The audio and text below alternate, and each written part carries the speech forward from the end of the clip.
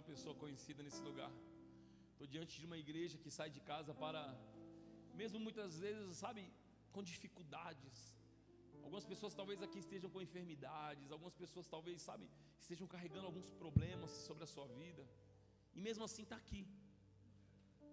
Porque a nossa vida com Cristo não se resume ao que nós passamos, se resume a quem nós somos. Quando nós encontramos Jesus dentro de nós, nós precisamos saber que ali nós encontramos a verdadeira identidade. A identidade daquele que Ele procura todos os dias e que Ele quer encontrar em você. Quando Jesus encontra Simão, vulgo Pedro, a primeira coisa que Jesus faz no encontro com ele não é chamar Pedro para ser seu discípulo, é Ele mudar a identidade de Pedro. Jesus olha para Simão e diz assim: a partir de hoje você não será mais Cefas, mas será Pedro. Porque antes de Jesus chamar você para ser discípulo, Ele precisa mudar a tua identidade primeiro. Ele precisa moldar alguma coisa que está faltando em você, ou talvez esteja faltando tudo. É aí onde nós encontramos em Cristo aquilo que nós precisamos, e aquilo que se estabelece diante dele. Quem está entendendo isso aqui? Efésios, palavra rema do mês, Efésios capítulo 4, versículo 2. Coloca para mim aqui rapidinho. Com toda a humildade e mansidão, com paciência, suportando uns aos outros com amor, façam todo o esforço para conservar a unidade do Espírito. O que é unidade? Unidade é diferente de união. Unidade é a forma que nós precisamos viver. União é a forma que talvez alguns já sabem viver. União é um saco de batata cheio de batata. Unidade é o purê de batata. Tamo junto e misturado. Porque você não consegue diferir. Opa, quem que é aquele? Não, aquele ali não. Aquele ali é o corpo de Cristo. E ponto final. No purê, quando você come, quem gosta de purê aqui? Eu sou apaixonado por purê. Na bacia. Amém? Servindo aos outros. Quem gosta de purê aqui? Um purezinho de batata. Quem gosta de purezinho de batata aqui? Você consegue saber o sabor da batata boa e da batata ruim no purê? Quando o purê é ruim, ele está todo ruim. É ou não é? Não, esse pedaço que eu peguei está gostoso. Não, meu irmão. Está tudo misturado aí. Tanta batata que talvez já tenha amadurecido mais, quanto aquela que não amadureceu. Está tudo misturado. Isso é unidade. A unidade é quando as pessoas passam a olhar para nós e elas enxergam isso aqui, ó. Nós precisamos mostrar não para as pessoas o quanto nós vivemos a Bíblia. Nós precisamos mostrar para Deus o quanto nós vivemos ela. Porque as pessoas, ainda que você se pareça, vão te julgar, como julgaram a Jesus. Por isso que a nossa missão é viver debaixo da unidade. A unidade que Cristo estabeleceu diante da igreja. A ponto de Ele dizer assim, ó, esforce-te para viver em paz com todos. O que significa? A minha missão e a sua missão é viver em paz com todos. Quem crê aqui? Pastor, tem algumas pessoas aí que é difícil. Eu sei, meu irmão. Ué, se fosse fácil, você acha que Jesus precisava ter dito isso? Esforçai-vos para se manter a paz com todos. Porque tem pessoas que parece que vêm tirar a nossa paz. Mas a paz a qual nós vivemos não é a paz que o homem nos dá, é a paz que Jesus nos concede. E essa é a paz que excede todo entendimento. Significa que você pode conhecer de Gênesis a Apocalipse, mas ainda assim Ele olha para você e diz assim: seja como Davi, com a mente de rei, mas com o coração puro de um menino. Tem alguém aqui? Que o seu coração seja puro como o coração de um menino. Em nome de Jesus, amém? Coloca para mim Marcos capítulo 12, versículo 41, já vamos começar aqui. A minha filha Rebeca estava orando hoje lá no quarto, ela entrou, conversamos. Minha filha é muito fiel, sabe, muito fiel, meu irmão. Eu dou uma mesada para ela todos os meses. E eu falei para ela assim: o mês que eu tiver melhor, eu te dou mais. O mês que eu não tiver, né, eu mantenho aquilo que eu havia combinado com você. E em alguns meses, quando eu falo, e o mês que eu tiver ruim, te dou um abraço, né? As coisas vai desse jeito. E aí toda vez que ela nunca me pediu dinheiro para fazer algo para ela. Quando ela me pede dinheiro fora da mesada que eu dou para ela por mês, ela me pede para fazer alguma coisa dentro da igreja. Ontem ela me pediu: pai, tá faltando R$11 para me completar, não sei o que era aí. Não sei, nem sei cadê ela. Para que é R$11? Para a célula, para comprar alguma coisa para a célula. Não sei. E aí ela nunca me pede dinheiro. E aí ontem o Isaac viu a Rebeca me pedindo dinheiro para comprar coisa para a célula. E aí eu tive que ver um resumo do Isaac. Tomei um resumão do Isaac. Porque ele falou: o senhor dá dinheiro para a Rebeca? O senhor deixa a Rebeca no banco da frente do carro? Quer dizer que o senhor ama mais a Rebeca do que eu? Eu falei: ué, gente, se amor se resume a isso? E eu falei para ele, falei assim: não é porque a Rebeca me pediu dinheiro que eu vou dar dinheiro para ela. Ela só me pediu o dinheiro, como você pode me pedir. Não, isso não significa que eu vou te dar o dinheiro. Se eu tiver nas condições, eu vou abençoar vocês, mas... E aí eu conversando com ela, eu sei que ela é muito fiel por tudo que ela faz. Só que a Rebeca tem uma coisa que eu tenho, que chama timidez.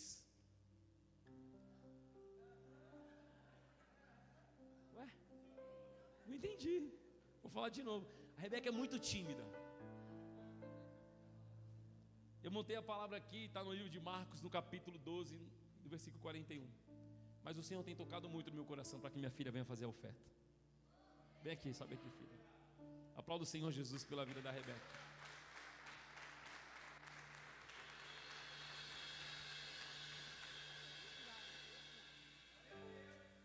Shalom, igreja, boa noite. Para quem não me conhece, né, já que meu pai já falou aqui meu nome já umas 5 vezes, meu nome é Rebeca. E eu nunca ministrei uma oferta, então essa aqui vai ser a minha primeira vez. Então, eu sou tímida, tá? Eu sou tímida, tá, gente? Eu vou pedir para colocarem ali em João 12:1, se conseguirem. Consegue?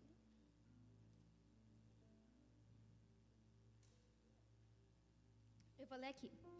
6 dias antes da Páscoa, Jesus chegou a Betânia, onde vivia Lázaro, a quem ele ressuscitara dentre os mortos. Ali prepararam um jantar para Jesus. Marta servia enquanto Lázaro estava à mesa com ele.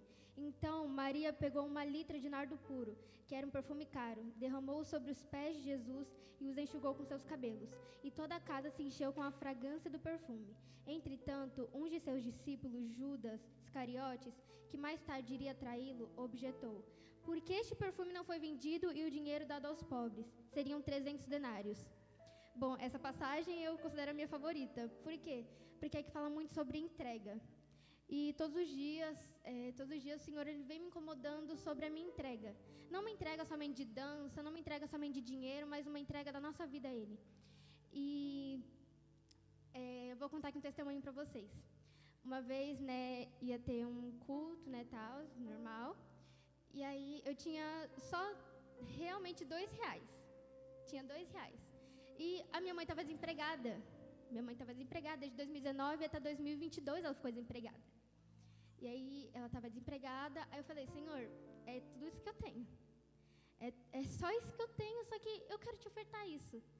E eu quero que a minha mãe consiga um emprego. Eu não sei como o Senhor vai fazer, mas eu quero que ela consiga uma proposta de emprego. Alguns meses depois, minha mãe conseguiu um emprego. Minha mãe conseguiu um emprego e eu agradeci muito ao Senhor. Tem uma passagem lá na Bíblia, que é em Lucas 21:1. Fala assim: Jesus olhou e viu os ricos colocando as suas contribuições na caixa de ofertas. Viu também uma viúva pobre colocar duas pequeninas moedas de cobre. Ele disse: em verdade lhes digo que essa viúva pobre colocou mais do que todos os outros. Todos esses deram do que lhe sobrava, mas ela, da sua pobreza, deu tudo que possuía para viver. Naquele momento eu percebi que eu era viúva pobre. Eu não tinha nada. Minha mãe estava desempregada. Meu pai, ele estava tendo que sustentar nossa família. Só que aí eu simplesmente orei. Eu falei: Senhor, isso aqui é tudo que eu tenho. Isso aqui é tudo que eu tenho, é tudo que eu tenho para te entregar. Ou seja, é o que eu vou te entregar. Não basta apenas um dinheiro, mas basta a nossa fé. A nossa fé e a nossa entrega diante dele. Eu vou pedir que passem os envelopes.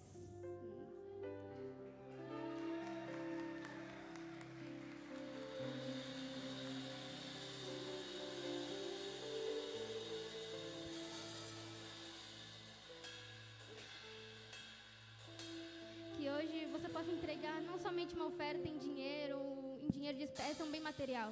Que você possa entregar sua vida a Ele. Que a sua vida possa ser a sua maior oferta diante dEle. Não é sobre sacrifício, não é sobre dinheiro, não é sobre a sua vida estar rendida diante dEle. Amém?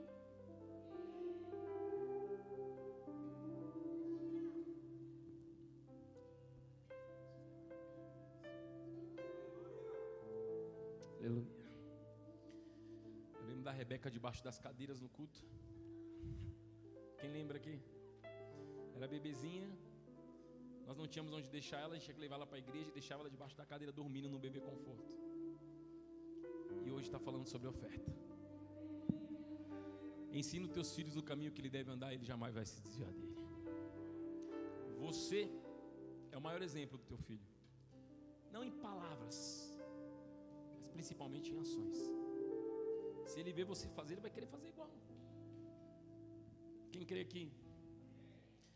Que você tenha sido tocado por essa palavra e que o Senhor possa entender que, semelhantemente à oferta da viúva pobre, a palavra diz que Jesus estava assim, assentado olhando, sabe? Imagina que ele estava sentado em cima do gasofilaço, vendo todo mundo trazer assim, como se fosse esse vaso. Jesus sentado ali em cima e só olhando a oferta do povo, mas Jesus não estava vendo a quantidade, porque não se importa por isso. Jesus estava vendo a qualidade da entrega. E a Bíblia fala que o que chamou a atenção de Jesus foi a oferta de uma viúva. Olha que coisa louca. A oferta de uma viúva chamou tanto a atenção de Jesus que ele fala assim: essa mulher deu tudo que mais as pessoas poderiam dar. Mas 2 moedas é porque Jesus não estava vendo moeda. Jesus estava vendo que ela não estava entregando o que estava sobrando, mas estava entregando tudo dela. Aquilo que ela tinha, era o que ela tinha. E ela entregou diante do altar do Senhor. Eu posso dizer para vocês uma coisa, que por tudo que a gente tem, quando eu falo a gente, eu falo sobre a minha família, minha esposa, meus filhos. Tudo que nós temos hoje não é nosso, é de Deus. Nós estamos cuidando para Deus. De um emprego, de uma casa. Tudo que nós temos é do Senhor e Ele nos deu para nos cuidar. Diz assim, ó, cuida. Porque eu sei que quando você cuida, você tem zelo, você tem amor. Quando você entende o verdadeiro propósito de ter, você vai reconhecer que é mais fácil você ser. Que você tenha sido tocado por essa palavra. Que você entenda que eu vou ser bem radical agora. A igreja não precisa do seu dinheiro. É você que precisa da bênção que vem no altar quando você entrega uma oferta. E eu sou resposta disso. Porque até então, no tempo que nós estávamos com a maior dificuldade, eu sei que agora as coisas não estão fáceis também.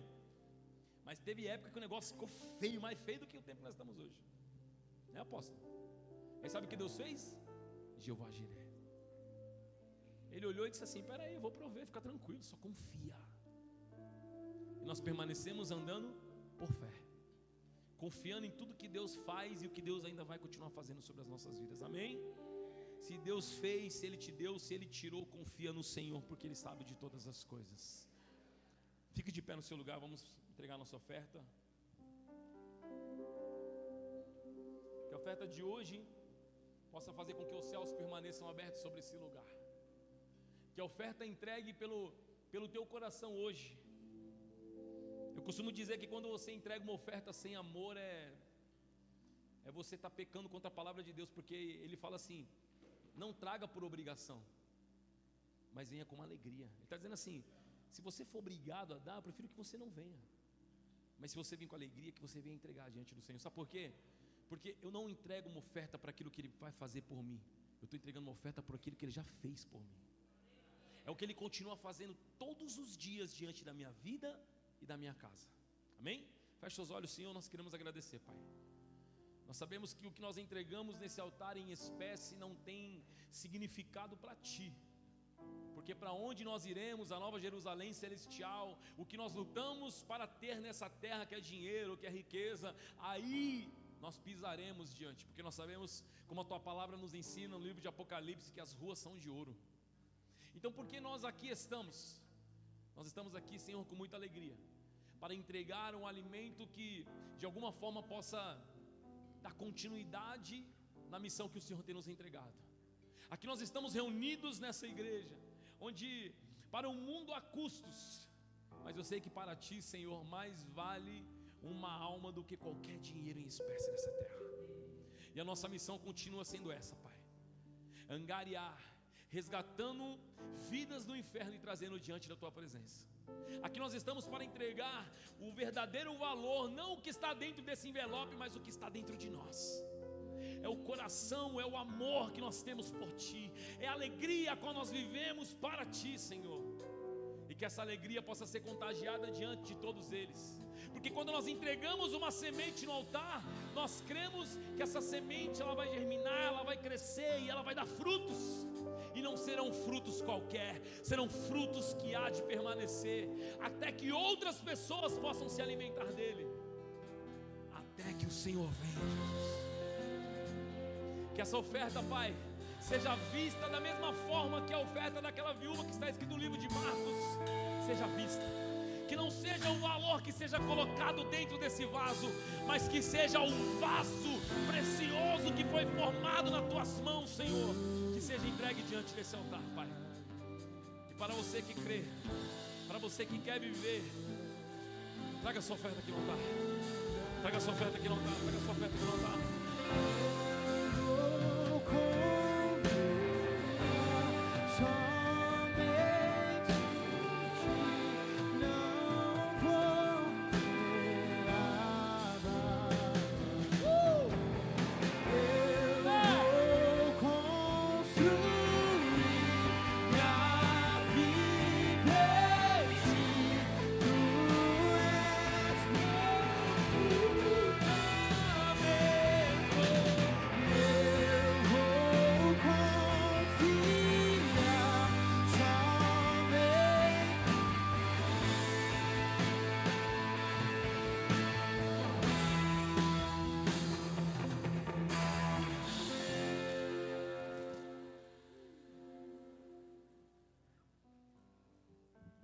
Glória a Deus.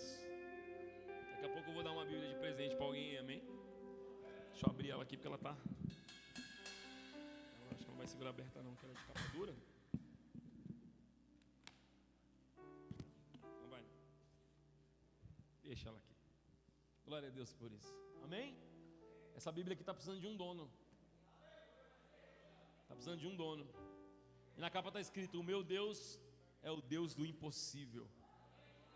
Profético isso aqui, hein? Profético demais isso. Amém? Quem tem fome aí? Calma, da palavra de Deus. Só os gordinhos. Calma. Quem tem fome da palavra do Senhor aqui, diga amém. Aleluia. Somos uma igreja apaixonadas pela Bíblia, apaixonadas pela palavra que nos cura, que nos liberta, a palavra que nos transforma, a palavra que nos faz todos os dias não refletir, mas mudar, sabe? Eu costumo dizer que Jesus, ele não é o remédio, Jesus é a cura. Quando eu creio que Jesus é a cura, tudo acontece na minha vida. Nós tomamos alguns medicamentos na nossa vida, receitados por médicos, quando nós estamos com alguma enfermidade no nosso corpo. E esses remédios, eles têm algumas dosagens, o tempo de você tomar esses medicamentos, para que assim possa alcançar a sua enfermidade e você obter a cura. Quando eu falo que Jesus é a cura, é que não vai mudar o processo da forma que você tem que tomar de Jesus. As pessoas estão acostumadas a buscar Jesus somente aos domingos. As pessoas estão acostumadas a buscar a palavra de Deus aos domingos, e olhe lá quando busca. Porque tem muitas vezes que você sai de casa e você entra num espaço como esse, mas a tua mente está em outro lugar. Ou talvez a tua mente, ela já se excedeu acima da palavra de Deus. Porque tem gente que está sentado nessa cadeira que fala assim: cara, eu venho por amor às pessoas, porque tudo que é ministrado eu já sei. Aí Jesus olha para você e fala assim: é justamente por esse motivo que você não pode faltar um culto. Porque quando você sabe muito, você não dá espaço para me te ensinar mais. A paz, sabe o que significa a paz que Jesus dá? Ele está dizendo assim: é a paz que excede todo entendimento. Essa é a paz que você não consegue encontrar mais, sabe por quê? Porque você acha que você sabe demais. Quando você acha que você sabe demais, você não consegue obter mais a paz. Você olha e fala assim: poxa, eu vou para a igreja aos domingos e na semana é só tribulação que eu vivo. Quem disse que a tribulação não é o Senhor que está colocando você nela? Meu irmão, deixa eu te contar uma coisa: tempestades não se levantam na vida de cristão por acaso não.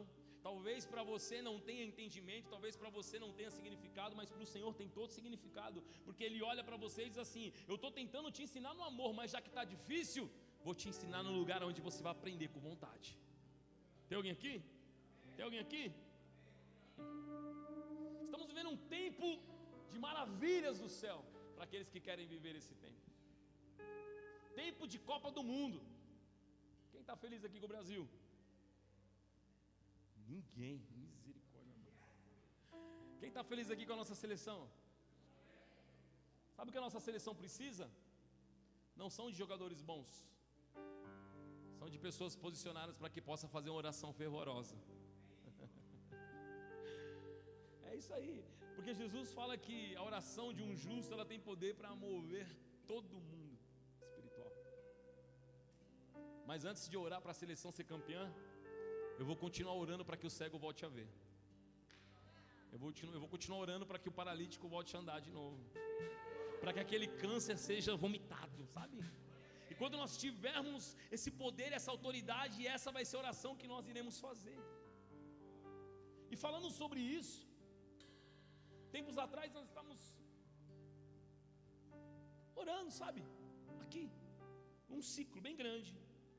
E ali o Senhor ministrava no meu coração dizendo assim: a unidade se estabelece diante das pessoas, não que estão juntas, mas que estão misturadas. Lembra? Que a união é o saco de batata cheio de batata e a unidade é o purê, que não tem como mais, está misturado. E nós estávamos orando aqui num ciclo e ali o Senhor ministrou no meu coração justamente sobre esse poder que Ele nos dá, sobre essa autoridade que Ele nos concede.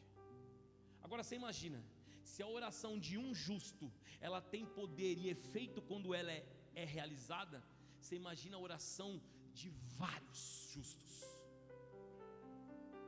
Justo não é aquele que se justifica, é aquele que é justificado por Deus. É aquele que entrega a causa mais difícil, dizendo assim: Senhor, você sabe que se fosse por meritocracia minha, nada aconteceria, mas é o Senhor que está sobre mim, tudo vai acontecer. Então quando eu falo justo, não é aquele que se acha bom demais, não, porque a Bíblia diz que Jesus não veio em prol do justo, Ele veio em prol do pecador, para levar ele até o arrependimento. Essa é a nossa missão, levar as pessoas até Jesus. Quem lembra da última ministração do paralítico? Dos 4 amigos que pegaram aquela maca, pegou uma perna, uma cabeça, jogou em cima do telhado e falou assim: você vai ver Jesus de todo jeito. Quem lembra disso aqui? Só que deixa eu te contar uma coisa: nós vivemos em unidade, mas nós precisamos entender que quando nós somos unidos, se tiver bom, se tiver ruim, a mesma batata, o purê de batata, talvez o sabor possa não estar tão maravilhoso, porque no meio dessas batatas pode ter uma batata que não estava com sabor bom, mas ainda assim ela vai continuar boa. Tem alguém aqui?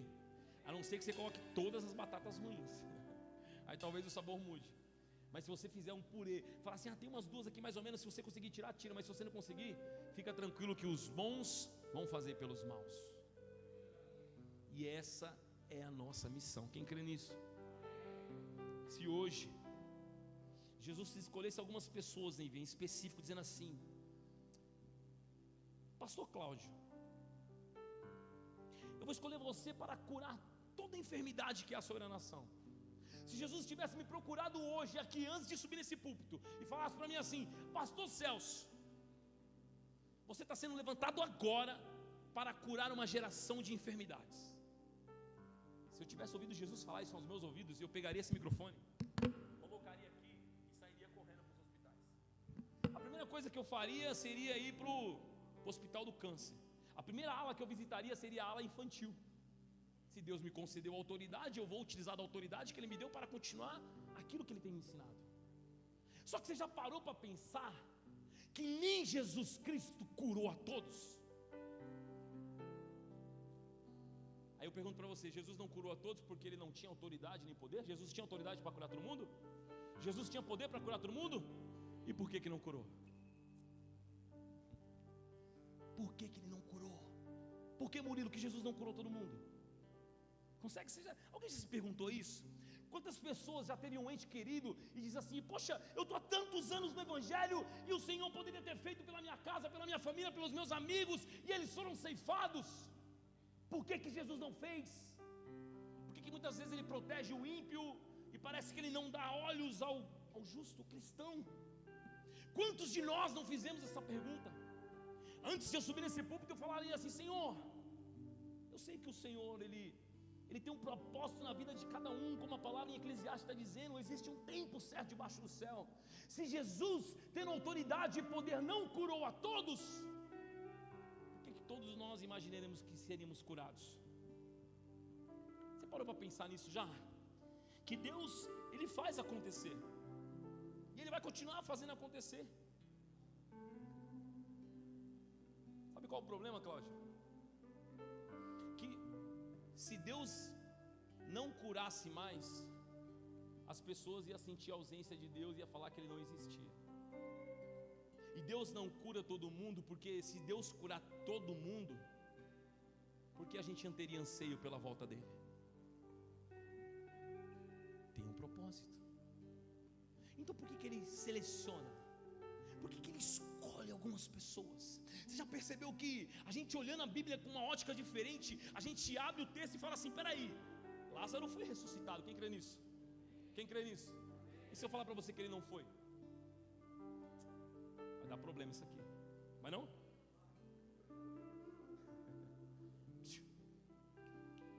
Os milagres de Jesus foram provisórios. Ele curou Lázaro, Ele ressuscitou Lázaro do túmulo, mas tempos depois, Lázaro morreu. Jesus curou aquele homem que estava cheio da lepra, mas tempo depois, ele talvez tenha morrido de outra doença. Por que Jesus então faz isso de forma provisória? Por que alguns de nós, eu incluso dentro disso, que aos 11 anos de idade eu fui diagnosticado com um tumor no cérebro, eu fui para a UTI, passou-se tempos depois, foi chamada a minha família para a UTI, porque o meu cérebro não respondia mais. Minha mãe já estava se despedindo de mim, quando deu um determinado momento eu abri os olhos, com um tubo na boca, cheio de aparelho no corpo, falei assim: ué, onde eu estou? E eu comecei a tirar o tubo, tirar tudo, e eu levantei, estava tudo molhado. Ao meu lado havia outras macas com pessoas com tubo na boca, eu falava assim: ué, que lugar é esse? Quando uma enfermeira me viu, sabe o que eu fiz? Corri para o elevador e fiquei apertando o botão assim, ó. Essa doida vai me pegar de branco. Quando eu desci no elevador, eu dei de frente com quem? Com a minha mãe. E ela falou: é uma alma viva. Não é possível. Sabe o que Deus fez? Ele fez um milagre provisório na minha vida, porque vai chegar um dia que meu dia vai chegar. Tem alguém aqui? Mas por que Deus então fez um milagre provisório na minha vida? Porque Ele sabe que eu ainda teria algum significado nesses dias para Ele. Tem alguém aqui? E o que significa isso? Significa justamente a pergunta que você tanto faz para você e muitas vezes você não tem resposta. Por que Deus não cura todos? Porque senão não terá anseio pelas vidas quando Jesus voltar. Eu posso te garantir uma coisa: no tempo de Jesus os milagres foram provisórios, porque todos aqueles que estavam na Bíblia, a qual Ele tem curado, têm morrido futuramente, dias, tempos depois. Mas eu posso te dizer uma coisa: os milagres são provisórios até os dias de hoje, porque Deus continua a fazer. Deus continua a curar o cego, Deus continua a curar o paralítico. Ele não parou a obra dele continua. Mas o que eu tenho para te dizer é que quando Jesus vir, meu irmão, deixa eu te contar uma coisa: quando Jesus vir não será provisório, porque Ele está dizendo assim: ó, a partir do momento que você se entregar para mim, sobre a eternidade você vai viver. E lá não há ranger de dentes, lá não há dor, lá não há nada disso, porque lá a minha paz se estabelece. Para de perguntar: Senhor, por que comigo? Deus olha e fala assim: sabe por quê? Porque você suporta. Tem pessoas que se passarem por situações difíceis não vai suportar, mas Deus olha e fala assim: sabe por que eu fiz isso com você? Não é para te ensinar, mas é para alinhar o seu coração. Eu preciso mais de você e você não está entendendo. Tem coisa que a gente não perde, a gente se livra.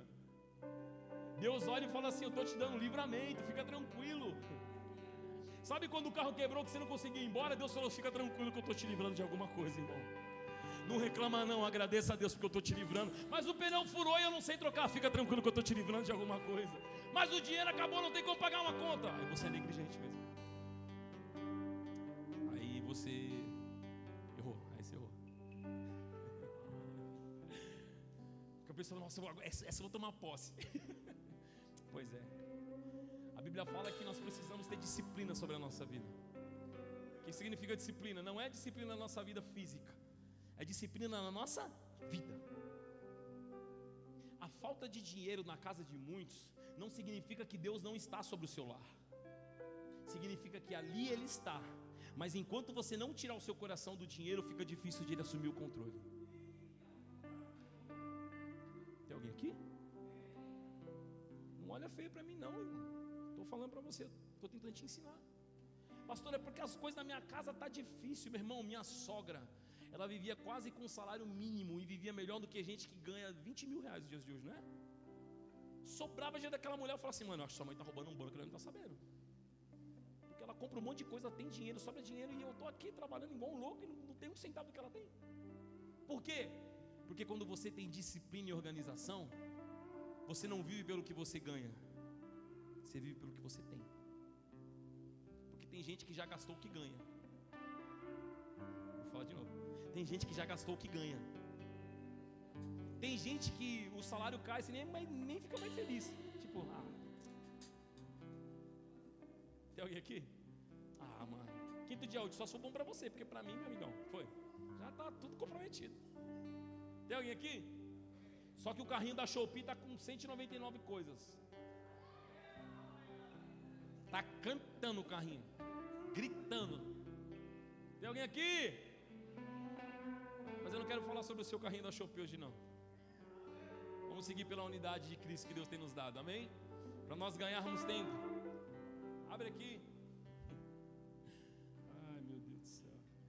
Abre aqui, Evangelho segundo escreveu Marcos, no capítulo 9, versículo 14. Está escrito assim, ó, rapidinho. Se você está mexendo no celular, para um minutinho, rapidinho, só para você tentar entender, porque eu acho que a Bíblia aqui ela é autoexplicativa, sabe? Quando você lê, você entende, fica mais fácil de você compreender aquilo que Deus quer para você. Vamos combinar dessa forma? Presta atenção numa coisa, ó. Se você confiar na palavra de Deus a partir desse momento agora, o que estiver acontecendo ao redor da tua casa, da tua família, pode ficar tranquilo que Deus está cuidando. Porque não adianta eu ter a mentalidade de que as coisas só vai acontecer quando eu venho para a igreja, se dentro da igreja eu não sei quem é Jesus. Eu preciso estar num ambiente propício, semelhante a esse, e o meu coração tem que estar voltado para Cristo, para entender o seguinte: Senhor, a palavra hoje ela vai ter efeito. A palavra dentro do meu coração hoje ela vai ter significado. A palavra dentro da minha vida hoje ela vai ter um sentido. Tem alguém aqui?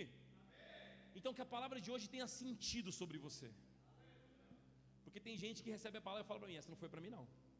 Isso aí, ó, fala Deus, fala. E nunca é para você. Amém? Essa palavra vai fazer sentido para você. Quem crê aqui? Está escrito assim, deixa eu ver se está na minha versão. Quando chegaram onde estavam os outros discípulos, viram uma grande multidão ao redor deles, e os mestres da lei discutindo com eles. Versículo 15. Logo que todo o povo viu Jesus, muito surpreso, e correu para saudá-lo. Está igual a minha versão, né? 16. Perguntou Jesus: o que vocês estão discutindo? Um homem no meio da multidão respondeu: mestre, eu te trouxe o meu filho, que está com um espírito que o impede de... Um espírito que o impede de...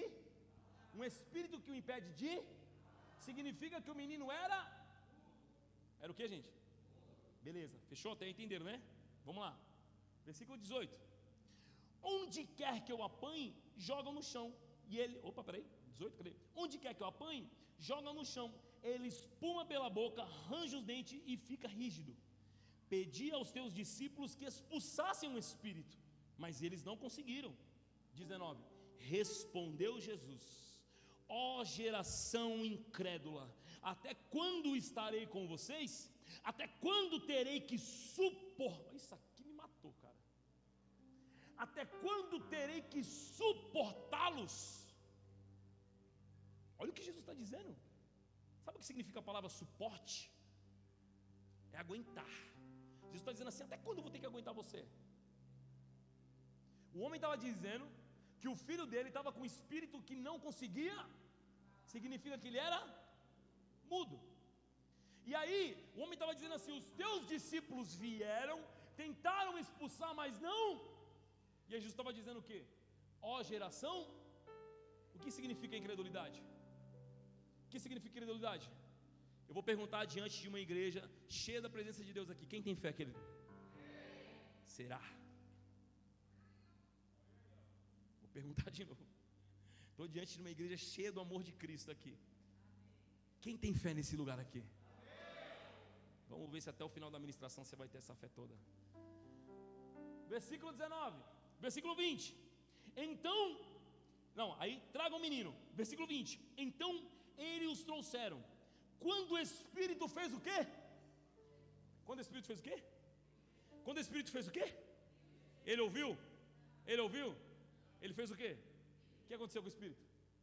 Quando o Espírito viu Jesus, imediatamente causou uma convulsão no menino. Este caiu no chão e começou a rolar, espumando pela... Versículo 21. Jesus perguntou ao pai do menino: há quanto tempo ele está assim? Desde a infância, respondeu ele. Muitas vezes tem lançado no fogo e na água para matá-lo. Mas se podes fazer alguma coisa, tenha compaixão de nós e nos ajude. 23. Aí Jesus responde: se podes? É sério, você está perguntando para mim se eu posso? Se podes, disse Jesus, tudo é possível para aquele que crê.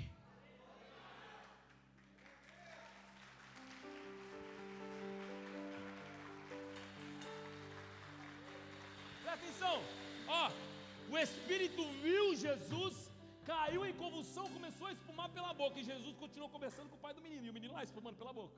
Foi ou não foi? Jesus falou: seja curado? Não, o que Jesus falou? O que estava faltando para poder expulsar aquele espírito? O que estava faltando, Alan? O que estava faltando para expulsar aquele espírito? Alguém sabe? Alguém sabe? Fala, gente, está com medo? O que estava faltando?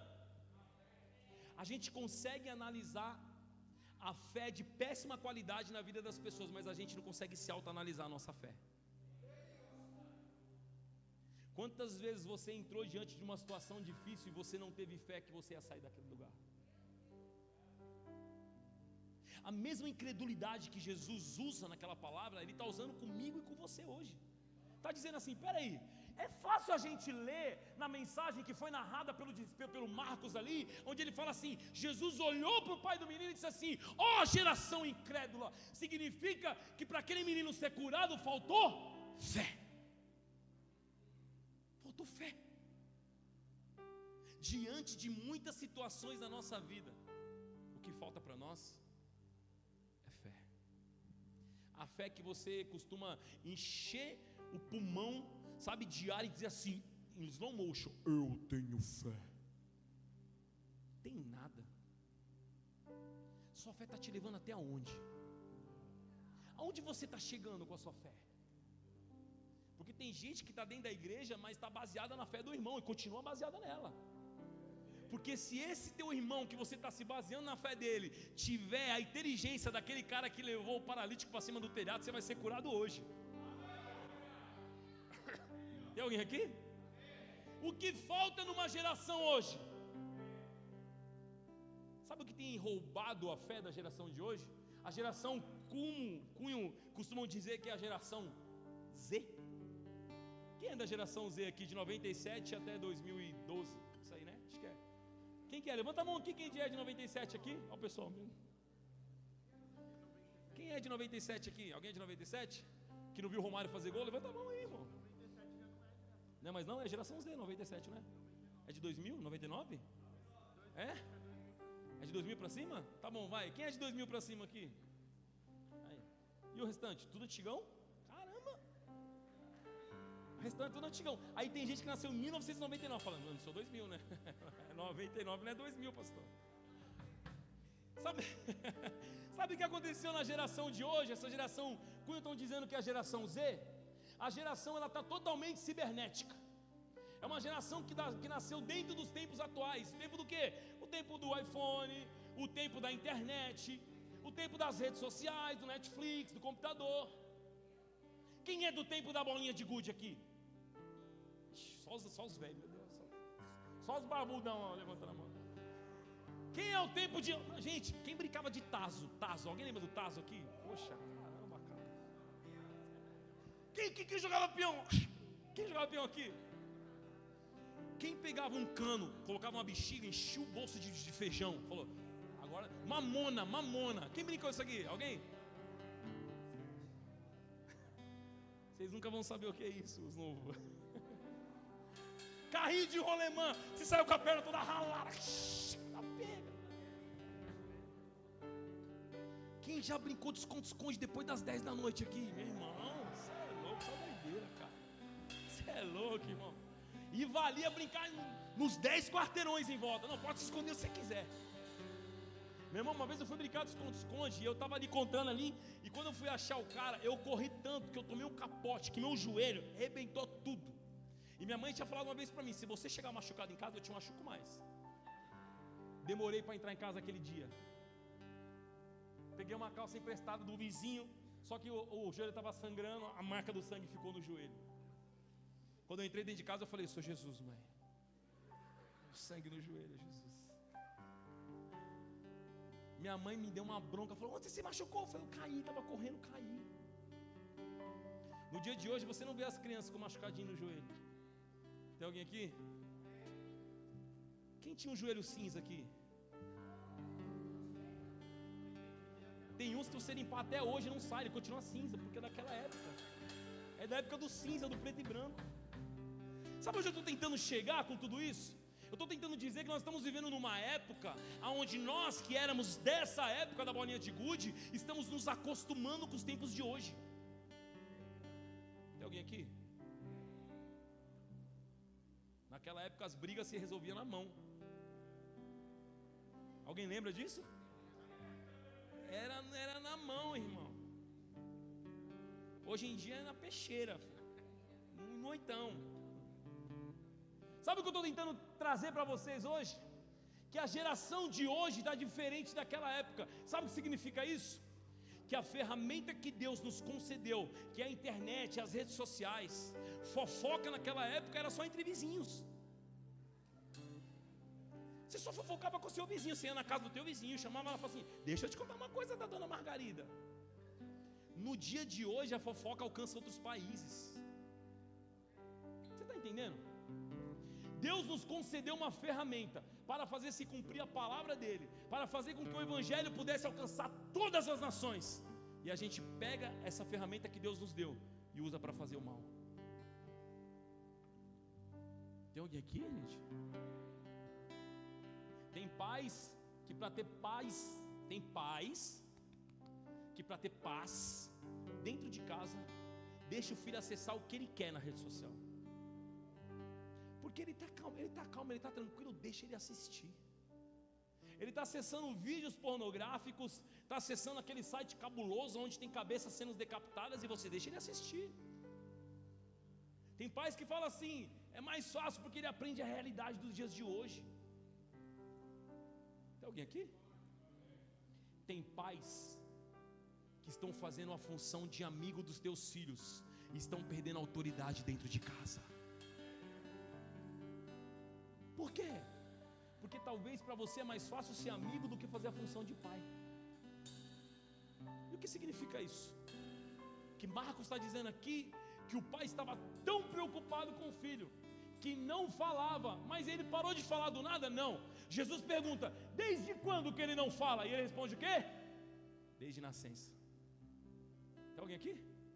Tem alguém aqui? Mas vamos terminar de ler aqui. 23.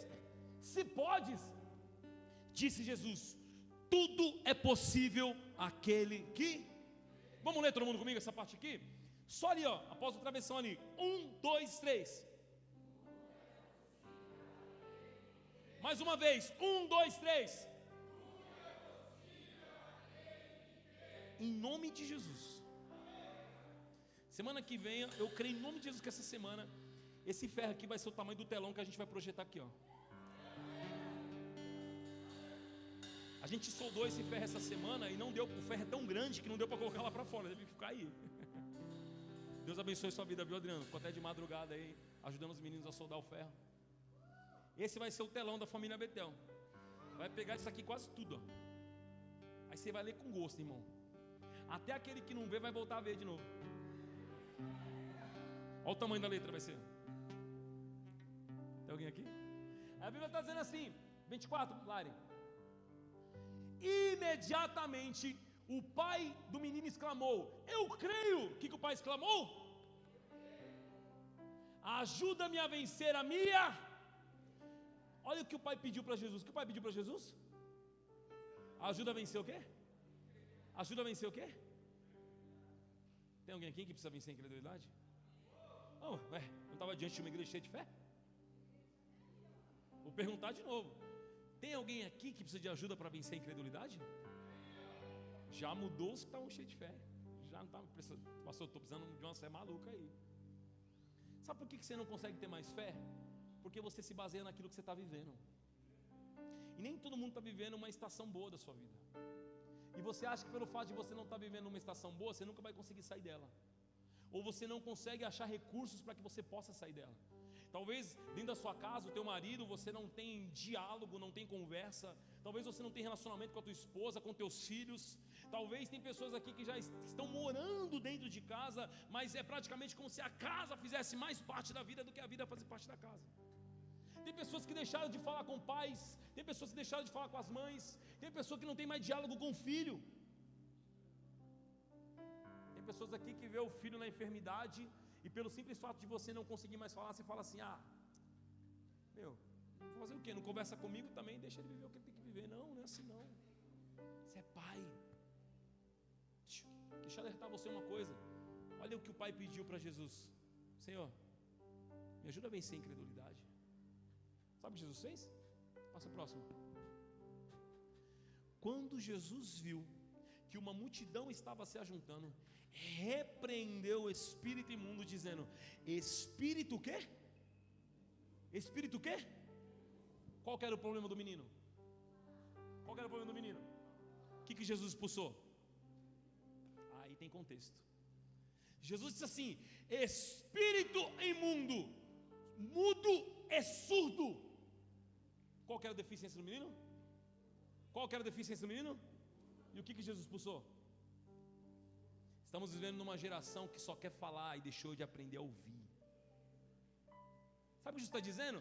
O maior problema de hoje não é ele ser mudo, é ele não ouvir. Qual que era o problema de os discípulos não ter curado o menino, Cláudio? Alguém sabe? Incredulidade. Aí sabe o que a Bíblia fala lá para frente? Fala assim, sem fé. Sabe o que a Bíblia está dizendo para mim e para você? Como é que você quer curar uma geração se você não crê nem que você vai ser curado pela sua fé? Jesus está dizendo assim: espírito mudo e surdo, eu ordeno que deixe e nunca mais volte nele. Passa o próximo, Mário, 26. O espírito fez o quê? Agitou-se violentamente e o menino ficou como morto, a ponto de muitos dizerem: ele morreu. 27. Mas Jesus tomou pela mão e o levantou, e ele ficou de pé. 28. Depois de Jesus ter entrado em casa, seus discípulos lhe perguntaram em particular: por que não conseguimos expulsar? 29. E Jesus respondeu: essa espécie só sai.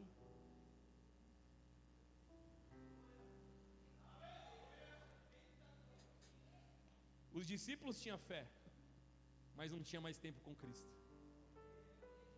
Não tinha mais devocional. Não tinha mais tempo de entrega. Tem gente que não falta um culto no domingo. Eu vou falar: não, meu Deus, melhor não. Foram perguntar para Jesus dentro de casa: Senhor, por que a gente não conseguiu expulsar? Jesus falou assim: porque tem demônio que só sai com jejum e oração. Você pode até ter fé, mas se você não estiver em comunhão com o Espírito, nada acontece. Tem alguém aqui? O problema é que a geração de hoje, na minha época, os demônios viravam o olho assim, ó. Nos dias de hoje, os demônios estão tudo incubado. Você está aqui ministrando na igreja, está repreendido em nome do Senhor Jesus. Mas muitas vezes tem pessoa que está sentada aqui justamente sendo usada pelo demônio. Ela não precisa virar o olho, não precisa rir grosso, não precisa virar as mãos, porque o demônio, ele tem aprendido muito sobre isso. Tem alguém aqui? Olha que coisa muito louca. Só vou dar só uma pincelada. Eu comecei a escrever sobre devocional justamente sobre expulsar e libertar pessoas, sobre demônios. E na mensagem do Gadareno, a Bíblia fala que Jesus, quando chegou lá em Gadara, que ele foi expulsar os demônios que estavam sobre a vida. Os demônios conversaram com Jesus e disseram o que para Jesus? Alguém lembra dessa passagem? Os demônios disseram assim: Senhor, manda para onde o Senhor quiser, só não nos mande para os porcos. Alguém lembra disso? Tem uma resposta para isso aí, mas eu vou dar hoje não. Isso é muito forte, cara. Eu falei: peraí, o demônio pediu para não ir para o porco por quê? Aí eu descobri aqui na Bíblia porque ele não queria ir para o porco. Mas vai ficar para o próximo culto, para você querer vir, para você não faltar no próximo domingo. Porque senão, não vou para o culto, não, então você vai vir para o bruto. Próxima vez que eu ministrar, eu falo para você porque que o demônio pediu para não ir para o porco. Você vai ficar e vai falar assim: mano, é louco, cara, o negócio é louco. Ou eu vou despertar em você a curiosidade de você ir pesquisar. Vai pesquisar porque que o demônio queria ir para o porco? Quem come carne de porco aqui? Talvez depois você descobrir, irmão. Você não vai saber se você está comendo um porco ou se está comendo um demônio. Cuidado. Só estou falando que vocês tomar cuidado. Jesus havia acabado de descer do monte da transfiguração, Renato. Jesus estava cheio do Espírito. Jesus estava descendo do ambiente onde estava presente 3 discípulos, Pedro, Tiago e João. Monte da transfiguração, chegou lá, houve conexão entre o céu e a terra. Onde apareceu quem? Moisés e Elias. Olha isso. Olha o lugar de onde Jesus havia acabado de descer. E aí encontrou quem? Um espírito imundo que não podia falar. Jesus falou: meu amigo, você não está entendendo. A questão aqui não é só fé, é intimidade. O que está faltando na geração de hoje, muitas vezes não é só fé. Talvez a fé você tenha, e eu não estou falando do tamanho da fé, eu estou falando da qualidade dela. Qual que é a qualidade da sua fé? Porque tem pessoas que passam por uma dificuldade e a única coisa que sai da sua boca é murmuração, irmão. Alguém aqui? Perde a hora de trabalhar, de glorificar o nome de Deus? Satanás, é possível. Eu estou falando a realidade. Tem gente aqui que só reclama da vida. Não tem ninguém aqui, ó. Não sou eu não. Reclama de tudo, irmão. Nada tá bom para você. Se chove, senhor, choveu. Se faz sol, o sol podia ser mais baixo, né, senhor? E aí, irmão, quando que eu te agrado? Que hora que você está bem? Tem alguém aqui? Reclama do travesseiro, reclama do colchão que está velho, reclama da comida que está faltando sal.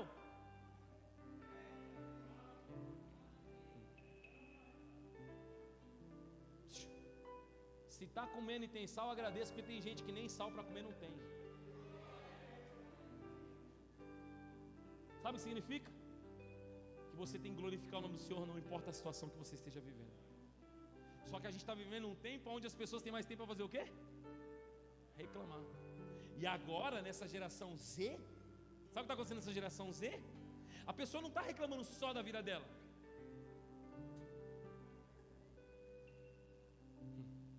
Vou falar não. Está reclamando da vida dos outros. Tem alguém aqui? Como assim? Reclama da vida dos outros. Como reclamar pela vida dos outros? Pela vida dos outros. Tem gente que está aqui e olhou para você. Você viu que roupa feia que a fulana está hoje? Dá uma risada, né? tudo para você é motivo de crítica. Todo lugar que você vai, você sabe analisar tudo que está de errado, mas não consegue ver nada certo. Sabe por quê? O problema não está no que você vê, está da fonte da onde está enxergando. Porque se seus olhos forem bons, toda a candeia do seu corpo será boa. E se eles forem maus? Tem gente que está aqui hoje, sentar nessa cadeira, que está reclamando da palavra. Ai meu Deus do céu, está falando de demônio. Irmão, o meu foco é a unidade. Mas se tiver que expulsar demônio para viver a unidade, é isso que o Senhor Jesus vai fazer essa noite. Porque não tem como ter unidade onde há incredulidade. Tem alguém aqui?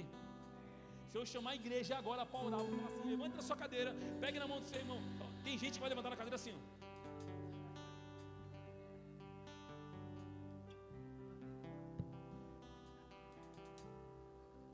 Vai fazer aquele ciclo gigante. Vai ter gente que vai estar no fogo. Vem, sim, em nome de Jesus. Sabe por que as coisas não acontecem na sua vida? Porque você não permite Jesus fazer acontecer. Eu sou do tempo, irmão, que Jesus, quando ele visitava, ele não fazia somente bater na porta assim, falava assim: deixa eu entrar que hoje eu quero cear. Não. Eu sou do tempo que quando Jesus bateu, eu nunca mais deixei ele sair de dentro de mim. Quando Jesus bateu, ele falou assim: eu quero entrar, eu quero cear, mas não quero só isso não, Celso. Eu quero trabalhar dentro de você. Eu quero mudar os móveis de lugar. Eu quero pintar essa parede aqui. Eu quero mudar a forma que você pensa. Eu quero mudar a forma que você anda. Eu quero mudar suas roupas. Não importa se você deixar, eu vou fazer sobre você. Aleluia.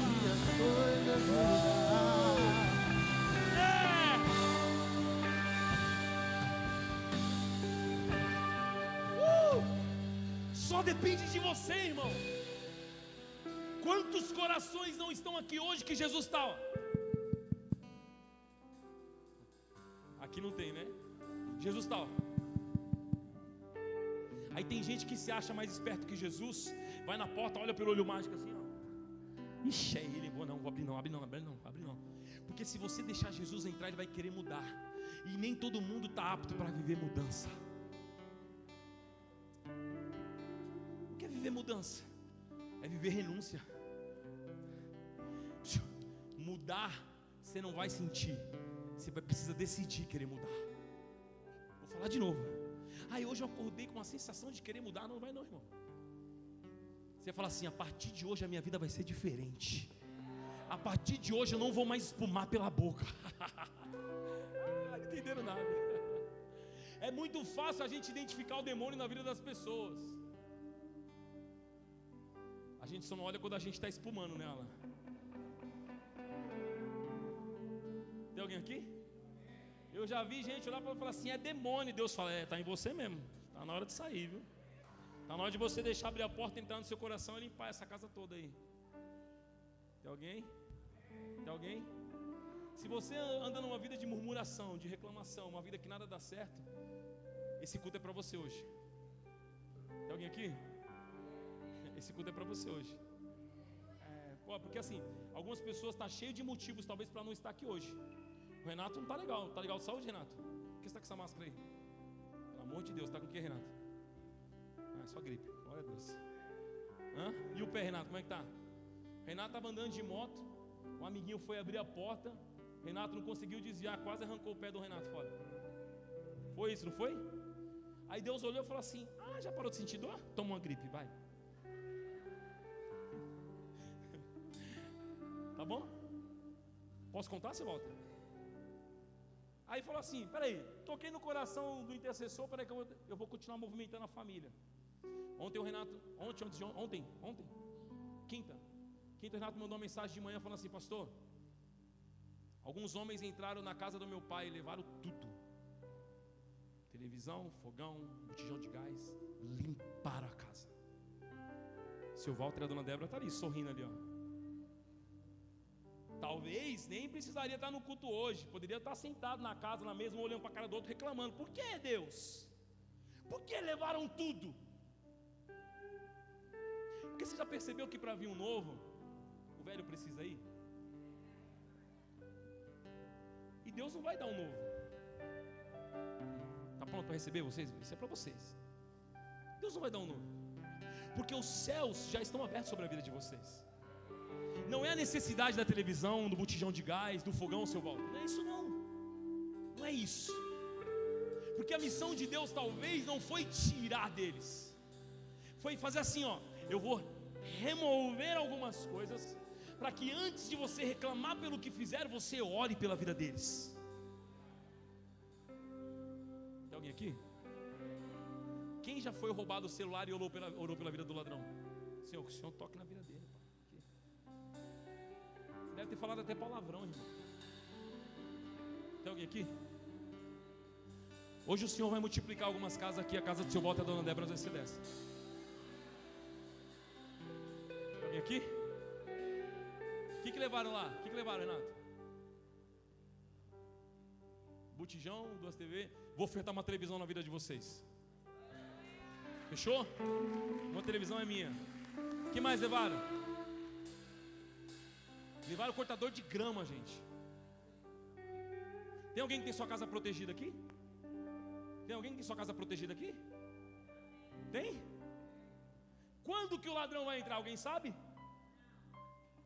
E como que você prepara para que o ladrão não entre? É trancando a porta? É trancando a porta? Sabe o que acontece na minha casa todos os dias antes de a gente dormir? A pastora Carlene vai lá na porta assim e fala assim, ó, aqui ninguém entra. Tem alguém aqui? Não é a fechadura que segura a porta. Eu imagino que quando a gente coloca a mão na porta e fala aqui ninguém entra, eu vejo aqueles anjos com as asas grandonas assim, fala, vem, toca agora aí, vai. Toca nessa porta que você vai ver agora, irmão. Tem alguém aqui? Você não ora mais antes de dormir. Que fé que você está vivendo, incrédulo? Como é que você quer ter fé para expulsar demônios se você não ora para proteger os seus da sua casa? Como é que você quer ter fé para fazer o mudo voltar a falar, para fazer o surdo voltar a ouvir, se você não tem fé nem para proteger os que estão vivendo com você? Jesus está dizendo assim, ó, o problema de vocês não foi a incredulidade, é porque tem demônio que só sai com jejum e oração. Sabe o que significa? Vocês andam do meu lado, são reconhecidos como discípulos, mas não tem mais intimidade comigo. Quer que eu te prove? Antes de Marcos falar sobre o endemoniado mudo, Jesus está no monte da onde? Da transfiguração. Quem estava com Jesus? Pedro, Tiago e João. Quantos discípulos? E os outros estavam onde?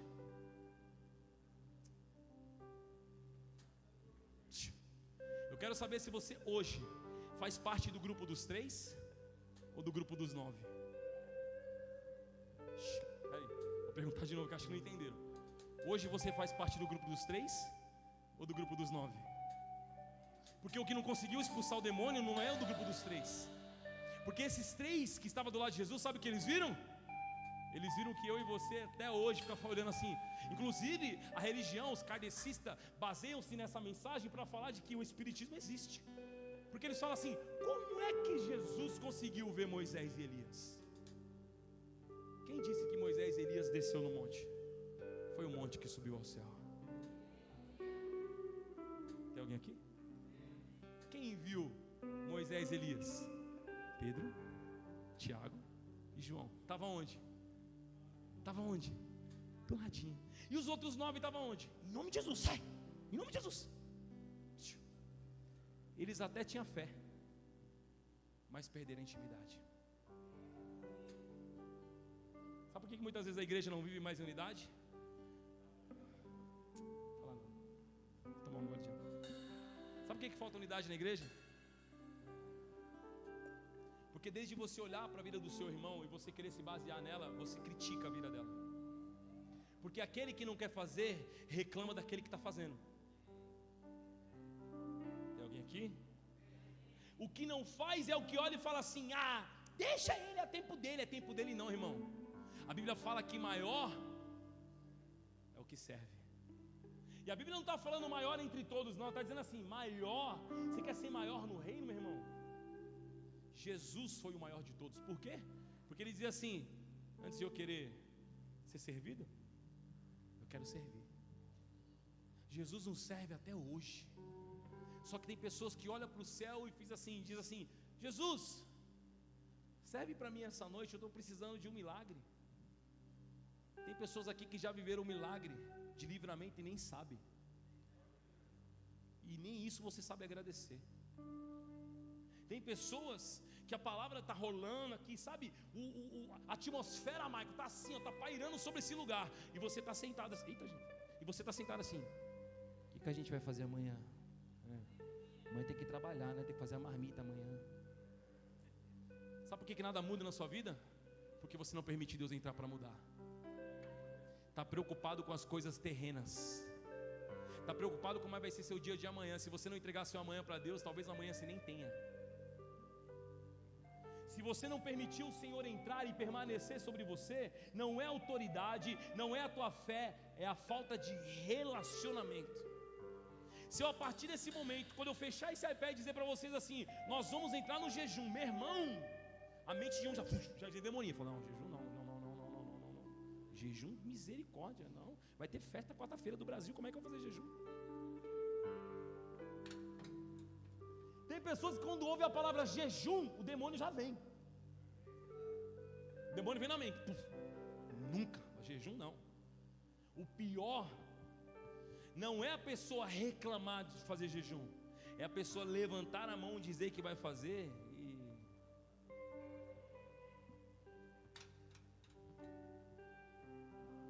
Eu nunca imaginei chegar numa geração onde os cristãos iam estar discutindo o que é pecado e o que é relativo, Michael. Não, isso é pecado. Não, isso não é pecado. Peraí, se você está tentando debater o que é certo e o que não é certo, não faça, porque não é certo. Jesus está dizendo assim: ou você é quente, ou você é frio.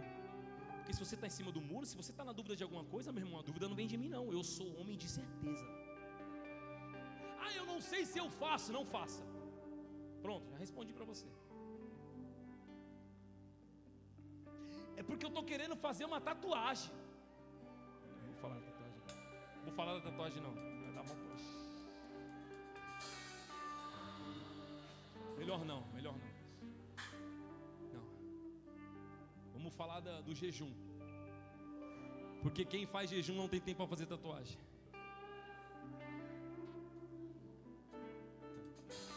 Tem alguém aqui? Não me olha feio não, irmão. Você faz o que você quiser da sua vida. A Bíblia lhe concedeu livre-arbítrio.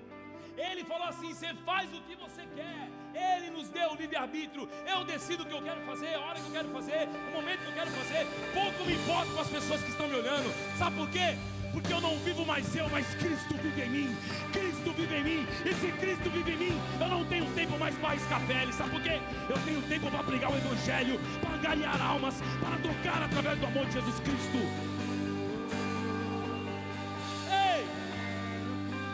Se está com tempo para fazer tatuagem, está sem tempo para falar com Deus. Você está entendendo? Tudo me é permitido, mas nem tudo me convém. Ele olha e diz assim: ah, você está preocupado? Porque vão olhar para você e vão ver que você fez uma tatuagem no pescoço. Não, meu irmão, sabe por quê? Porque Jesus ainda vai olhar você com essa tatuagem no pescoço e vai falar assim: eu entreguei por você, você com esse desenho ou não, eu vou continuar te amando. Porque a natureza de Deus, ela é imutável. Ele é o mesmo ontem e hoje, permanecerá sendo o mesmo sempre. Quem precisa de mudança é eu e você. Já entrei em discussão de gente: pastor, pode ou não pode? Eu falei: pode fazer o que você quiser, irmão. Só deixa eu te falar uma coisa, hein? Quando Jesus voltar, você não vai ter mais tempo de perguntar para mim o que você pode fazer, não. Seu elevador vai ser para baixo. E não vai despencar não, vai ser que o cabo de aço vai quebrar. Deus vai falar assim: não, só vou soltar. Bom, acabou. O demônio pediu para Jesus para não ir para os porcos. Significa que tem um lugar que nem o demônio quer ir, mas tem filhos de Deus que vivem lá.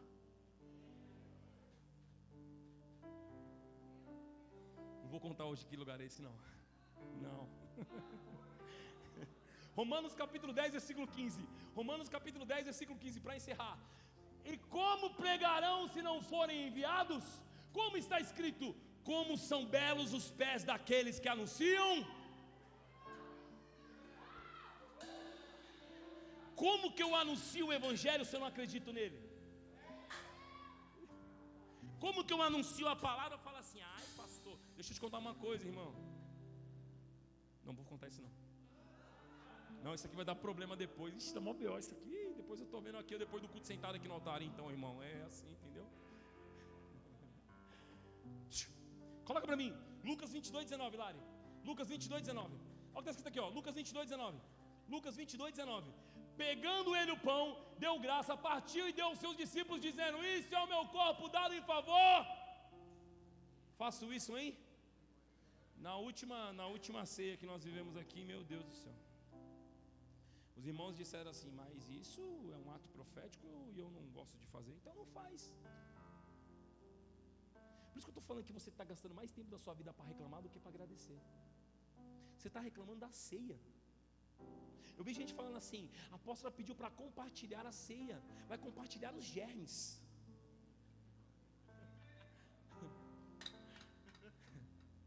Oh meu Deus do céu. Come bala que caiu do chão, mas não toma a ceia que está do lado do irmão. Tem alguém aqui?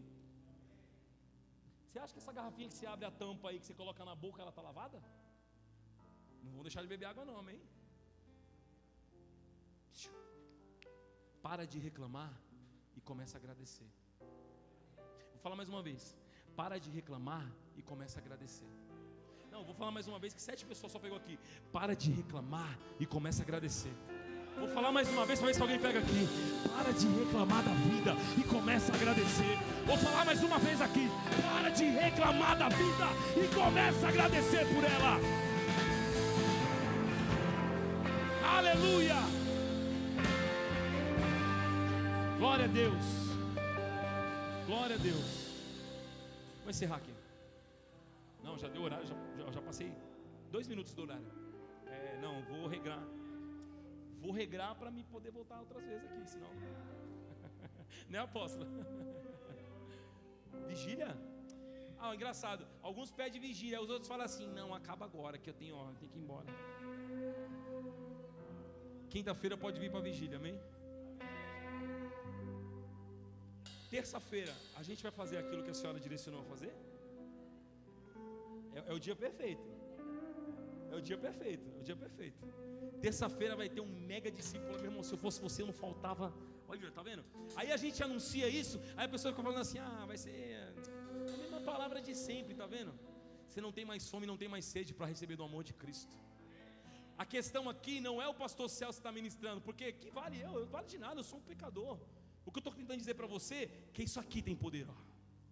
Tem alguém aqui? Isso aqui tem poder.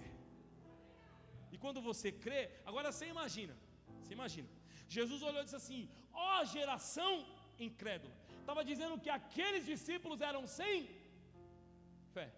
E aí no final, entraram na casa e perguntaram para Jesus: Senhor, por que a gente não conseguiu expulsar o demônio? Que Jesus respondeu: é porque tem demônio que o negócio é mais embaixo. Se você não tiver em santidade, em comunhão, em relacionamento, ele vai continuar lá. Tem alguém aqui? Então qual que é o nosso X da questão de hoje? Para que eu possa viver em unidade com todos, eu preciso ter o quê? E o que mais? E o que mais? E o nosso relacionamento se faz baseado em quê? Qual foi a última vez que você jejuou na sua vida? Eu sei, quando foi fazer o exame de sangue. Foi. E ainda assim fez ruim o jejum. Era para ter feito 8 horas, só fez 6. Chegou lá contando para a enfermeira: ai moça, eu não sabia, eu comi meia-noite. Tem alguém aqui? Tem gente que come tanto. Não, vou falar não.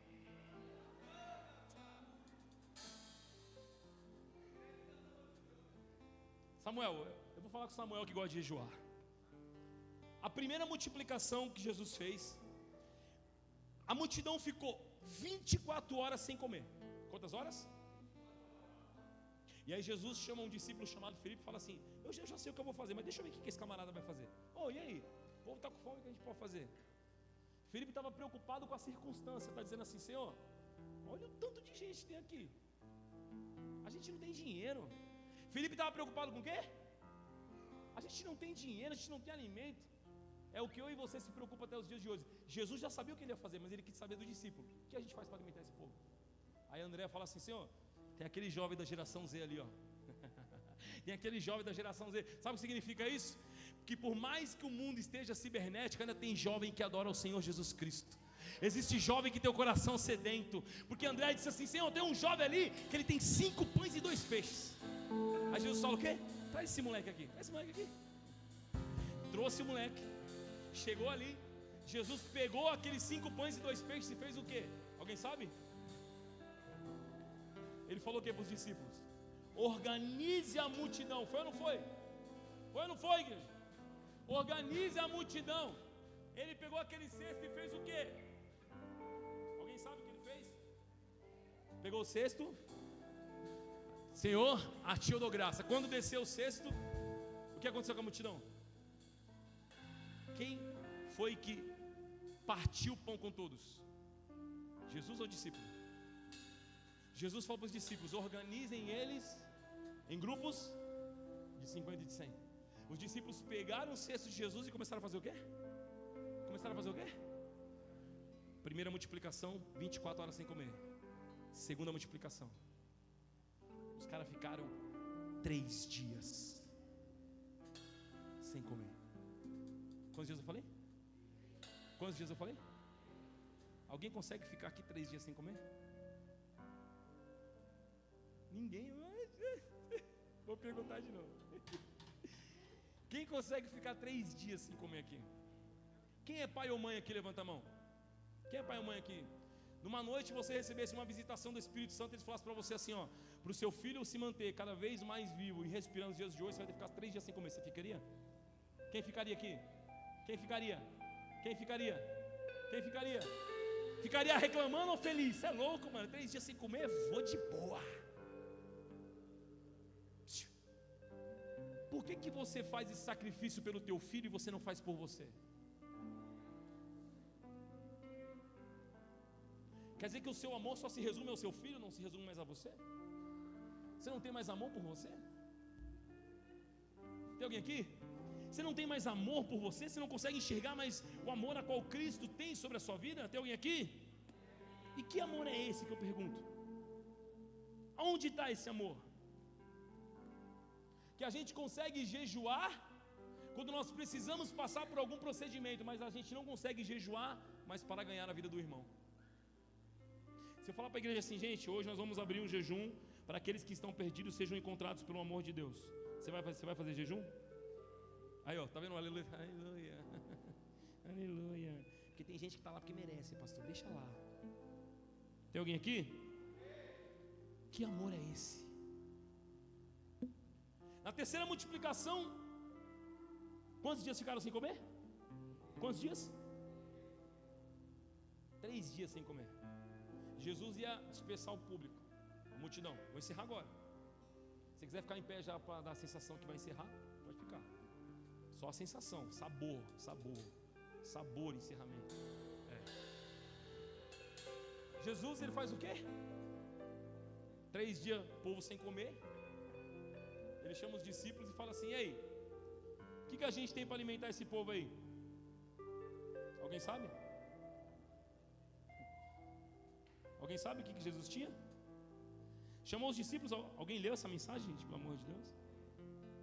Então o que fala aí? Achei aqui. Estava procurando e não encontrei.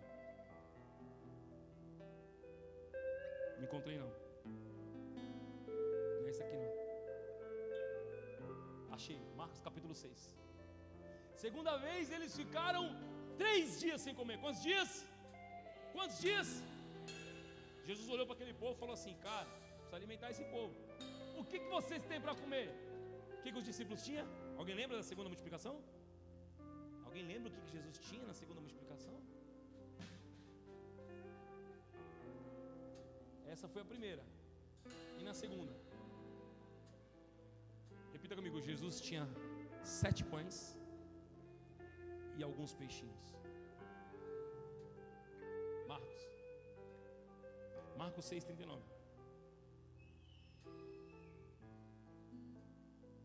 Não, nessa aqui não. Tá aí, se vocês acharem a segunda multiplicação, tá aí. 7 pães e alguns peixinhos. A questão está justamente aí. Porque os discípulos entregam para Jesus um cesto com 7 pães e alguns peixinhos. Dessa vez, Jesus está preocupado em alimentar a multidão. Está dizendo assim: como que eles vão se alimentar indo para casa? Jesus não estava preocupado com destino, Jesus estava preocupado com o caminho. Eu preciso alimentar esse povo. E o que vocês têm? Aí eles entregam um cesto para Jesus com 7 pães e alguns peixes. E aí Jesus pega esses pães. Diferente da primeira vez, ele faz assim, ó: todos que estão me ouvindo aqui, sentem em grupo de 50 e de 100. Ele não pede para os discípulos organizar, ele organiza. Pode ler na mensagem aí. Está aí na Bíblia, só não sei onde está, mas está aí. Se alguém puder achar, acha aí. Segunda multiplicação dos pães e dos peixes. 7 pães. Marcos 8. É isso? 8:1, coloca 8:1 lá. 7 pães e alguns peixes. Aí o que acontece? Ó, presta atenção o que acontece. Aqui é onde eu quero chegar. Jesus organiza a multidão para poder compartilhar o pão com todos. Quando termina, a Bíblia fala que restou 7 pães, 7 cestos cheios de pães. A minha pergunta é: por que não restaram 12 como da primeira vez? Por que, Renato? Porque tem um discípulo depois, Carla, que fala assim, ó: esqueci um pão. Quantos pães você deu para Jesus? 7. Por quê? O outro eu esqueci. Está na Bíblia isso, não estou falando história minha não. Lê na Bíblia, vai ler a Bíblia que você vai achar. Como assim? Eu esqueci o pão lá no barco. Sabe o que significa? Que se aquele discípulo que esqueceu não tivesse comido, ele tinha um plano B. Quantas pessoas na igreja não estão assim hoje? Não tem problema, pastor, eu venho para o culto todos os domingos, mas eu tenho um plano B, tenho um pão na internet me esperando lá em casa para me assistir um vidinho de um pastor que fala ao meu coração. Tem um vidinho no TikTok de um homem de Deus que toca na minha vida. Ele tem eloquência nas suas palavras, ele tem poder de Deus. Tem alguém aqui? Sabe o que é isso? É o pão que você esqueceu. Você vem aqui na igreja, até recebe os 7 pães e alguns peixinhos, mas quando vai para casa, você esqueceu que tem um pão do TikTok te esperando. E a palavra do pão do TikTok tem mais autoridade do que a palavra de onde você está recebendo os cultos de domingo. Tem alguém aqui? Porque a palavra, ela é carregada de poder quando você tem fome. Quando você não tem fome, meu irmão, a Bíblia em Provérbios fala: ei, para aquele que tem fome, fica de pé no seu lugar. Para aquele que tem fome, até o amargo é doce. Tem alguém com fome aqui? Tem alguém com fome aqui?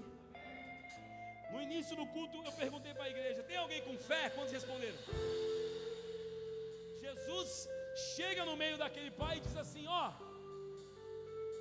sabe por que não aconteceu? Porque é uma geração incrédula sobre esse lugar. Eu preciso vencer. O que é que você precisa vencer? O que é que você precisa vencer? Aquilo que o pai perguntou, aquilo que o pai pediu para Jesus. Lari, coloca para mim versículo 24. Marcos 9, 24. Marcos 9, 24. Imediatamente o pai do menino exclamou: eu creio, ajuda-me a vencer. O pai pediu para Jesus para vencer o quê? Para vencer o quê? Eu podia fazer um apelo aqui agora, mas eu vou fazer diferente. Eu quero que saia do seu lugar somente aquelas pessoas que precisam vencer a incredulidade.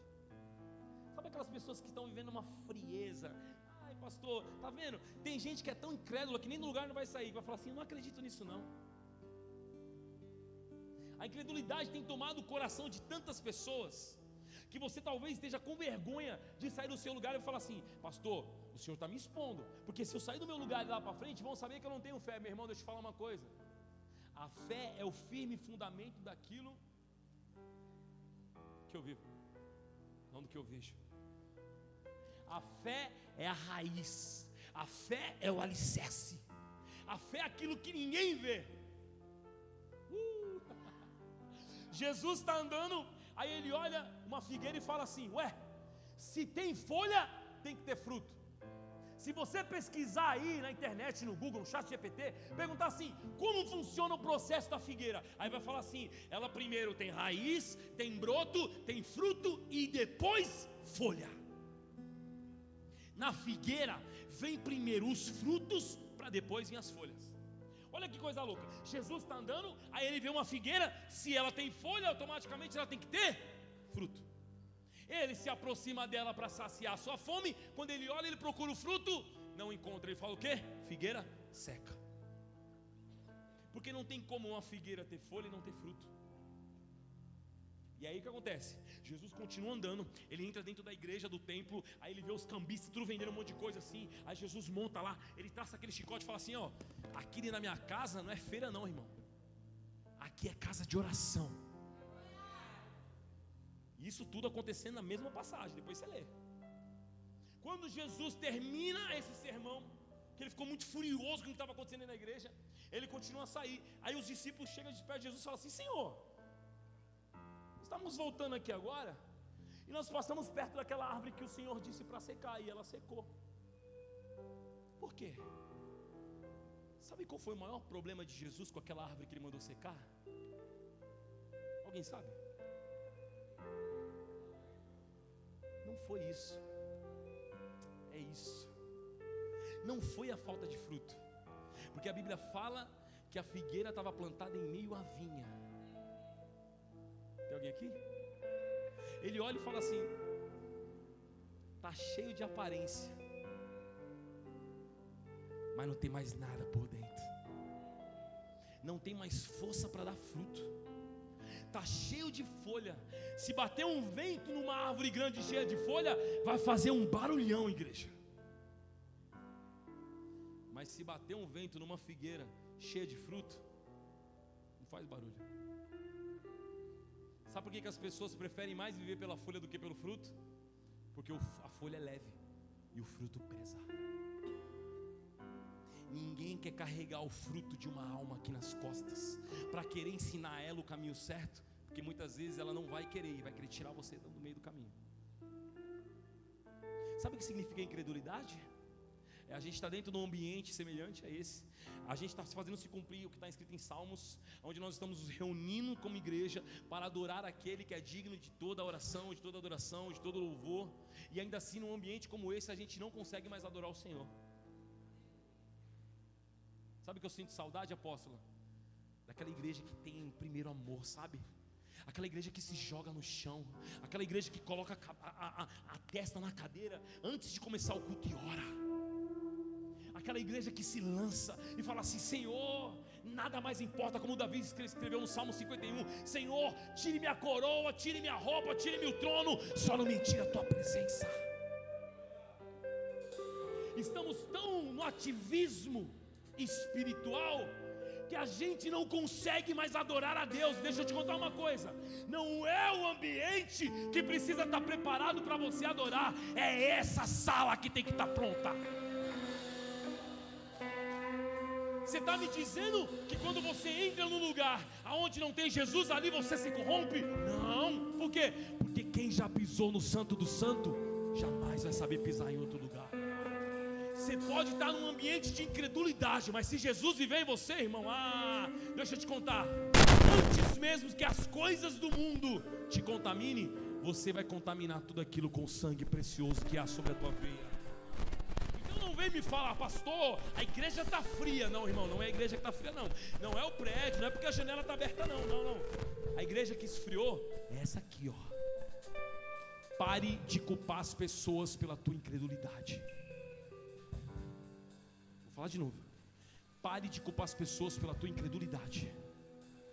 Mas é porque eu vi isso, aí eu já não gostei. Aí eu vi isso, que igreja é essa? Essa é a igreja que está lutando todos os dias para a vinda de Jesus.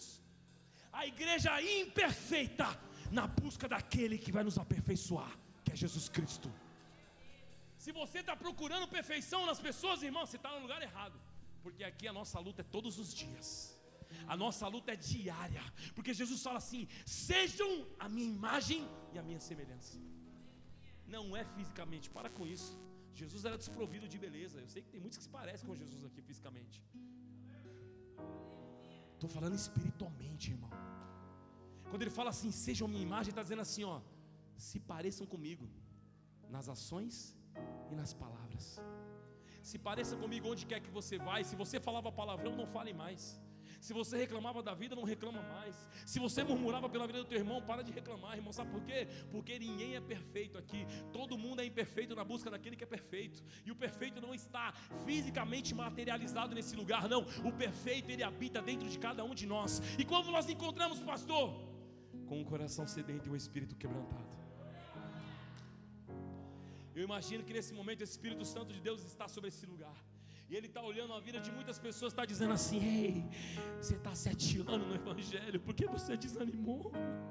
Ei, você está 10 anos, o que aconteceu com você? Que você se desviou? Ei, você está tanto tempo, porque você deixou de me buscar? Eu não estou apenas nos domingos, eu estou todos os dias. E Ele diz: buscar-eis e me achareis. Jesus fala: se você me buscar, você vai me encontrar. Então busca. Então busca a Deus, busque a Deus. Saia da superficialidade, busque a Deus, busque a Deus. A palavra diz: sem fé é impossível agradar a Deus, é impossível, meu irmão. Talvez você está vivendo uma vida e Deus está olhando para você e está dizendo assim: filho, não tem como eu me olhar e me agradar de ti. Você não acredita mais quem eu sou. Você perdeu o brilho da minha face. Você perdeu o brilho que há dentro de você. Não é pelas pessoas. Não é pelas pessoas, foi por você mesmo. Buscar-eis e me achareis, quando me buscarem de todo o coração. O Senhor está dizendo essa noite para muitos aqui: ei, antes mesmo de querer mudar a sua mente, mude o seu coração. Davi, quando pecou com Batseba, Natan chega em Davi. Natan chama Davi e fala assim: ó, havia um celeiro, que lá havia algumas ovelhinhas, tudo. E aí Davi, o decreto diz: esse homem tem que morrer. Natan olha para os olhos de Davi e fala: Senhor, esse homem é você. Sabe o que Deus ministrou no meu coração quando Natan disse isso para Davi? A sua mente, Davi, continua de rei, porque você tem poder ainda para manipular as coisas, mas o seu coração deixou de ser como de um pastor, porque você pecou contra Deus. Aí, sabe o que Davi faz?